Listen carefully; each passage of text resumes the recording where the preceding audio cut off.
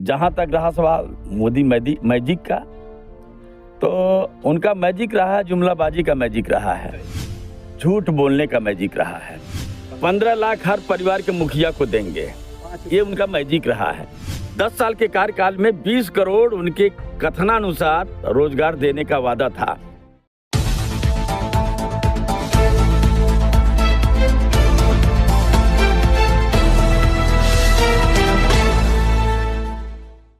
आप देख रहे हैं उत्तर प्रदेश का सबसे भरोसेमंद news channel UP news live 24 सच का साथी। मैं हूं आपके साथ प्रशांत त्रिपाठी। इस समय मुख्यमंत्री के शहर गोरखपुर में है। गोरखपुर में 2 लोकसभा पड़ते हैं, एक गोरखपुर शहर और एक गोरखपुर ग्रामीण। ये बांसगांव संसदीय क्षेत्र है और बांसगांव संसदीय क्षेत्र से सदल प्रसाद इंडियन अलायंस से चुनाव लड़ रहे हैं। पीडीए से सपा और कांग्रेस के गठबंधन पे चुनाव लड़ रहे हैं और किस तरीके से कमल के फूल को लगातार ग्राउंड पे टक्कर दे रहे हैं और कमल के फूल को लगातार साइकिल और हाथ का पंजा पकड़ने के लिए तैयार हो रहा है। सदर जी, कैसे चुनाव लड़ा है? क्या चुनाव का मेन फोकस क्या है आपका?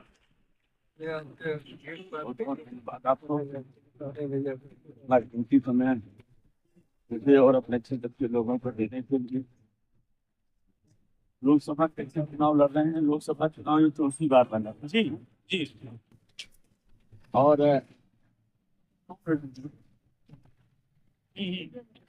लोकसभा चुनाव ये चौथी बार मैं लड़ रहा हूँ इंडिया गठबंधन के प्रत्याशी के तौर पे। कांग्रेस पार्टी ने अपना नाम, पहचान और निशान दिया है। इससे पहले तीनों चुनाव जो मैं लड़ा था बहुत कम वोटों के अंतराल से हारा था। दूसरे नंबर पे मैं ही था। मैं यहाँ पे ये चौथी बार और मेरी जिंदगी का ये आखिरी चुनाव है। जो मुझे 3 बार से हरा रहे हैं उन्हें संसदीय क्षेत्र की सम्मानित जनता ने 15 साल से सांसद के रूप में देखा है। 3 बार से 15 साल से उन्हें ही नहीं देखा, उनकी माता श्री को भी 5 साल देखा है सांसद के तौर पे और उनकी अनुज छोटे भाई को भी 8 साल से विधायक के रूप में बांसगांव की सम्मानित जनता देख रही है। सांसद के रूप में 20 साल का कार्यकाल बहुत बड़ा कार्यकाल होता है और विधायक के रूप में 8 साल का कार्यकाल भी बड़ा कार्यकाल होता है। इसके बावजूद भी संसदीय क्षेत्र में जहां पे मैं खड़ा हूं, चिल्लूपार विधानसभा क्षेत्र में, गोरखपुर से लगायत बनारस तक की राष्ट्रीय राजमार्ग की बहुत बुरी हालत है। अभी तक भी जो निर्माण 10-12 साल पहले से शुरू हुआ अभी तक पूरा नहीं हो पाया। आने जाने लायक ठीक से राजमार्ग नहीं है। जो ओवरब्रिज बनाए गए हैं, जहां जरूरत थी वहां न बना करके जहां नहीं जरूरत थी वहां बनाए गए। एक छोटा क्वेश्चन हम आपसे करेंगे। अभी जो बरहज में, अभी कल की घटना है, बरहज में देवरिया के विधायक रहे, वहां से साका बाबा, कोई दीपक मिश्रा साका बाबा हैं और कमलेश पासवान जो बीजेपी के सांसद हैं बांसगांव से, वो जो प्रत्याशी हैं, वो लोग जब क्षेत्र में गए तो जनता उनको लगातार बाहर का रास्ता दिखा रही है। उसको किस तरीके से देख रहे हैं? वो बोल रहे हैं मोदी मैजिक भी चला और एक तरफ जनता उनको नकार भी रही है। किस तरीके से उसको देखते हैं आप? ये सवाल जो आपने पैदा किया, मैं इतना ही जानता हूं, क्षेत्र की जनता महान है। ये जनता जो है, ये पब्लिक सब कुछ जानती है और जो सामने आप दृष्टांत रख रहे हैं, मैं इतना ही मानता हूं, जैसी करनी वैसी भरनी।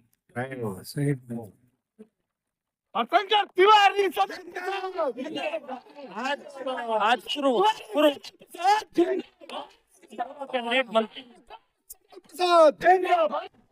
कैबिनेट मंत्री ये हरशंकर तिवारी का गांव है। चिल्लूपार से वो कई बार मिनिस्टर भी रहे हैं। चिल्लूपार से कई लोगों को बड़ा संदेश उन्होंने दिया है। आज आप उनके गांव में चिल्लूपार का दौरा कर रहे हैं और मोदी मैजिक लगातार चल रहा है। लोग, जितने भी बीजेपी के प्रत्याशी हैं, वो ये बार बार कह रहे हैं कि हम मोदी ब्रांड पे चुनाव लड़ रहे हैं। तो आप लोग किस ब्रांड पे चुनाव लड़ रहे हैं? आपकी साइकिल और आपका हाथ का पंजा, ये दोनों जब मिल के चुनाव लड़ रहे हैं तो ये क्या बड़ा संदेश देना चाहते हैं पूरे भारत को? मैं बड़ी अदब के साथ विनती करना चाहता हूँ, कोई सवाल यदि आपकी तरफ से हो रहा है तो जवाब भी पूरा हो जाने दीजिए। और सवाल का जवाब अभी पूरा नहीं हुआ तभी आप विषयांतर करके अन्य पूरक सवाल आप पैदा कर दे रहे हैं। जहां तक रहा सवाल मोदी मैजिक का, तो उनका मैजिक रहा है, जुमलाबाजी का मैजिक रहा है, झूठ बोलने का मैजिक रहा है। और पूरे देश की जनता ये जान चुकी है, समझ चुकी है। उनका मैजिक ये रहा है कि हम सत्ता में आएंगे तो जितना काला धन छिपाया गया है विदेशों में, उसको 6 महीने के अंदर वापस ला देंगे। 15 लाख हर परिवार के मुखिया को देंगे। ये उनका मैजिक रहा है। दूसरा मैजिक उनका रहा है खास तौर से अपने देश के पढ़े लिखे नौजवानों के लिए कि हर साल 2 करोड़ हम रोजगार देंगे। 10 साल के कार्यकाल में 20 करोड़ उनके कथनानुसार रोजगार देने का वादा था, और इस 10 साल में पढ़ा लिखा बेरोजगार किस तरह से रोजगार के लिए भटक रहा दर दर, ये न हमसे छिपा हुआ न आपसे छिपा हुआ है। मोदी मैजिक की और जुमलेबाजी की सच्चाई उजागर हो गई है। यदि पढ़े लिखे नौजवान यदि अब भी नहीं चेतेंगे तो मैं समझता हूं यदि 5 साल और ऐसे ही गुजर गया तो पढ़े लिखे नौजवान बेरोजगार लोगों को घर बसाना यानी शादी विवाह करना भी मुश्किल हो जाएगा। 74,000 सोना हो गया। तो मैं यहाँ पे ये कहना चाहता हूँ, इंडिया गठबंधन जो 27 दलों के सहयोग से बना हुआ है, ये कहाँ है लिफलेट? ये आपकी जानकारी में होगा। इतना शानदार घोषणा पत्र है कि हिस्सेदारी न्याय की होगी, आरक्षण का हक जिसका जो होता है वो दिया जाएगा, SC ST सब प्लान की कानूनी गारंटी दी जाएगी, जल जंगल जमीन का कानूनी हक जो अभी तक जो है औना पवना कहीं अडानी को कहीं अंबानी को दिया जा रहा था, ऐसा नहीं होने पाएगा। अपनी धरती अपना राज। इस देश के किसानों के लिए MSP जो स्वामीनाथन की रिपोर्ट आई है उसके तहत में किसानों को जो MSP होनी चाहिए वो दी जाएगी।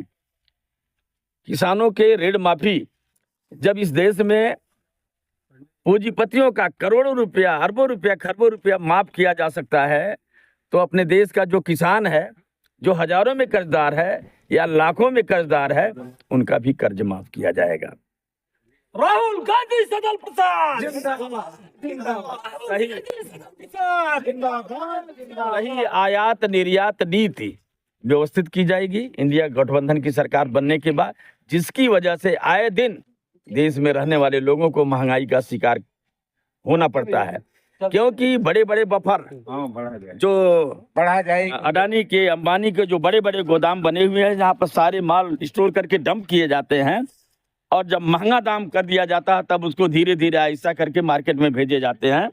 इसके लिए सही आयात निर्यात नीति होगी, GST मुक्त खेती होगी। अभी तक किसानों को जो हर एक चीज पे GST लिया जाता था, खेती से संबंधित जितने भी चाहे इंस्ट्रूमेंट है, चाहे कीटनाशक, चाहे खाद बीज वगैरह है, इस पे किसी भी प्रकार की ये जो GST नहीं ली जाएगी।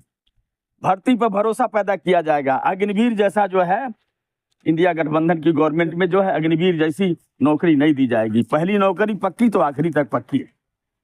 पेपर लीक से मुक्ति दी जाएगी। ये जो NDA की सरकार है, जुमलेबाज लोगों की सरकार है, झूठ बोलने वाले लोगों की सरकार है। 10 साल के कार्यकाल में 9 बार पेपर लीक हो चुका। अभी हाल ही में जो 50,000 का पुलिस भर्ती का जो विज्ञापन निकला था, परीक्षा जिस दिन संपन्न हुई, 9वीं बार वो भी परीक्षा पेपर लीक हो गया। इस पेपर लीक से मुक्ति जब इंडिया गठबंधन की सरकार बनेगी तो होगी। साथ ही साथ ये जो महिलाओं के लिए महालक्ष्मी योजना अपनी गवर्नमेंट बनने के बाद लाई जाएगी। हर परिवार के गरीब मुखिया को 1 लाख रुपया महालक्ष्मी योजना के तहत में सरकार देने का काम करेगी। बस एक मेरा छोटा सा सवाल है, बांसगांव की जनता, सम्मानित जनता आपको अगर संसद में भेजती है तो सबसे पहले बांसगांव की जनता के लिए आप क्या फोकस करेंगे? संसद में किस तरीके से आवाज बनेंगे? सबसे पहले जितना ये जो गोरखपुर से लगायत बनारस तक का राष्ट्रीय राजमार्ग, ये जो सिकरीगंज से लगाए तो रुआ गोला होते हुए बरहज और मैल तक जो संसदीय क्षेत्र की सीमा में आता है राम जानकी मार्ग, उसको प्राथमिकता के आधार पर जो है अपने कार्यकाल में मैं इसको एकदम बिल्कुल मुकम्मल तौर पर जो है पूरा करवाने का काम करूंगा। अधूरा जो गोला पे जो है सरजू नदी पे जो ये पिलर तैयार होकर के गोला में सरजू नदी पे जो है गोला में जो सरजू नदी पे अखिलेश यादव जी की जो गवर्नमेंट थी जिसमें उन्होंने स्वीकृत किया था गोरखपुर और गाजीपुर की दूरी को कम करने के लिए 10 सालों से पिलर बनकर के तैयार हैं। पुल का स्लैब नहीं ढाला गया, अप्रोच नहीं बनाया गया, उसको मैं पूरा करवाने का काम करूंगा। ये जो किन कारण से सरदार नगर का शुगर मिल बंद है, धुरिया पार का शुगर मिल बंद है, वो फाइल निकलवा करके शुरू करवाने का मैं प्रयास करूंगा। और साथ ही साथ जो बरहज विधानसभा की सारी सड़कें जर्जर हालत में हैं, ये जो चिल्लूपाट विधानसभा की जो सारी सड़कें जर्जर हालत में हैं, जो चौरी चौरा विधानसभा की जो सारी सड़कें जर्जर हालत में हैं, बांसगांव विधानसभा की जो सड़कों का जो है दुर्दशा है, मैं अपने कार्यकाल में उसको ठीक ढंग से व्यवस्थित ढंग से जहां मरम्मत की जरूरत होगी मरम्मत कराऊंगा, जहां नए निर्माण की जरूरत होगी नए निर्माण। बहुत आपने अच्छा सवाल किया।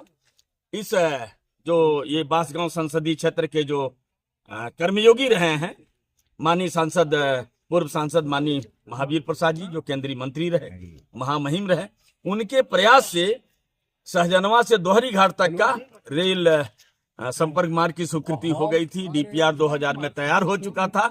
लेकिन ये जो वर्तमान में मैजिक वाली सरकार चल रही, मोदी मैजिक वाली सरकार चल रही है, उनकी भीड़ चढ़ गया। वो फाइल कहाँ पे दबी हुई है, यदि मुझे आशीर्वाद जनता का लगा उस फाइल को निकलवा करके जो है उस अधूरा पड़ा हुआ है सहजनवा से लगाए दोहरी घाट तक का रेल संपर्क मार्ग, उसको मैं अपने कार्यकाल के दौरान